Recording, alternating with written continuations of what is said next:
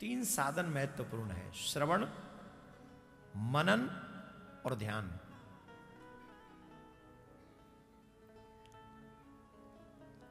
जिन लोगों ने श्रवण के बाद मनन किया और ध्यान किया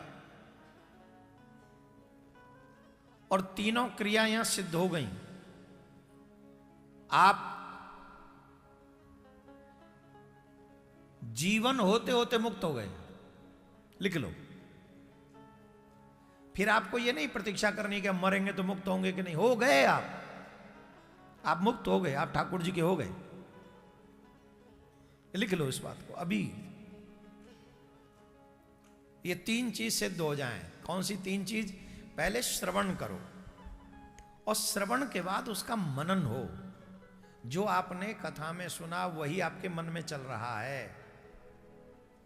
और मनन के बाद जब भी एकांत में आप बैठे तो उसका ध्यान करें और वो सारी लीला ध्यान में आने लग जाएं।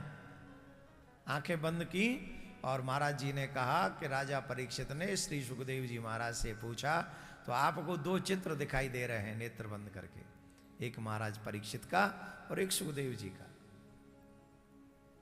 महाराज सुखदेव जी महाराज ने भागवत में सृष्टि का सृजन किया, पहले जल ही जल था, तो पूरा प्रलय का जल दृष्टिगोचर हो रहा है आपके ध्यान में। आप करके देखना, दिखेगा। सिर्फ भजन गाकर ताली बजाकर उठकर चले जाने को भागवत श्रवण नहीं कहते। उल्टे सीधे प्रश्न करो महाराजों से, जाके उल्टा सीधा आंसर ले आओ वहां से, इसको भागवत श्रवण नहीं कहते। नानक दुखिया सब संसार, सब दुखी है। सुखी वही है जिसने अपने धर्म के प्रति जागरूकता रखी है। सुखी वही है जिसने मेरे गोविंद की सेवा की है। सुखी वही है जिसने लक्ष्य बना लिया कि मुझे इसी जन्म में अपना कल्याण करना है। वही सुखी है, और कोई सुखी हो नहीं सकता। कोई नहीं हो सकता, हुए नहीं। कल्याण तो भगवान पे विश्वास करने से ही होगा।